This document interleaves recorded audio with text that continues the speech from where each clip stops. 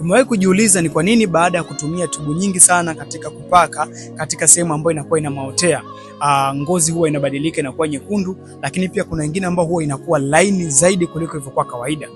Sasa hii ni kwa sababu ya zile kemikali ambazo ziko ndani ya zile tubu ambazo umekuwa ukitumia, moja kwa moja zinaenda kuharibu zile seli za ngozi katika ile eneo ambalo linakuwa umepaka ile tubu. Kuna ndo maana baada ya muda fulani unaanza kuona ngozi yako inakuwa laini sana, lakini pia inaanza kubadilika na kuwa nyekundu. Ni kutokana na kemikali ambazo tayari ulishaziapply katika ile sehemu ambayo inakuwa na changamoto. Na hii ndio sababu ambayo huwa tunasema kwamba usitumie tubu ama dawa zile za kupaka katika kutibu changamoto ya maotea, kwa sababu utaapply kemikali katika ngozi ambayo ni ya sehemu nyeti, ngozi ambayo ni laini. Sasa unaenda kuiongezea kemikali ambazo haziwezi kwenda kutatua changamoto, bali kwenda kuongeza tatizo. Kama ni wewe ambaye umekuwa ukitumia tubu na umeshaanza kuona hali hii ya kutokiwa na hivyo hali ya kuwa na wekundu, ama ngozi yako imebadilika rangi, imekuwa nyekundu, lakini pia ngozi yako imekuwa laini sana, basi hakikisha unaacha mara moja kutatua changamoto kwa kutumia njia hiyo, lakini pia hakikisha unatumia njia ambayo ni sahihi. Kama haujui ni matibabu gani ambayo ni sahihi,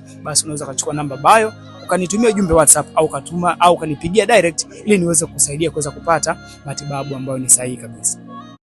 Umewahi kujiuliza ni kwa nini baada ya kutumia tubu nyingi sana katika kupaka katika sehemu ambayo inakuwa ina maotea, ngozi huwa inabadilika inakuwa nyekundu, lakini pia kuna wengine ambao huwa inakuwa laini zaidi kuliko ilivyokuwa kawaida. Sasa hii ni kwa sababu ya zile kemikali ambazo ziko ndani ya zile tubu ambazo umekuwa ukitumia, moja kwa moja zinaenda kuharibu zile seli za ngozi katika ile eneo ambalo linakuwa umepaka ile tubu. Kuna ndo maana baada ya muda fulani unaanza kuona ngozi yako inakuwa laini sana, lakini pia inaanza kubadilika na kuwa nyekundu. Ni kutokana na kemikali ambazo tayari ulishaziapply katika ile sehemu ambayo inakuwa na changamoto. Na hii ndio sababu ambayo huwa tunasema kwamba usitumie tubu ama dawa zile za kupaka katika kutibu changamoto ya maotea, kwa sababu utaapply kemikali katika ngozi ambayo ni ya sehemu nyeti, ngozi ambayo ni laini. Sasa unaenda kuiongezea kemikali ambazo haziwezi kwenda kutatua changamoto, bali kwenda kuongeza tatizo. Kama ni wewe ambaye umekuwa ukitumia tubu na umeshaanza kuona hali hii ya kutokiwa na hivyo hali ya kuwa na wekundu,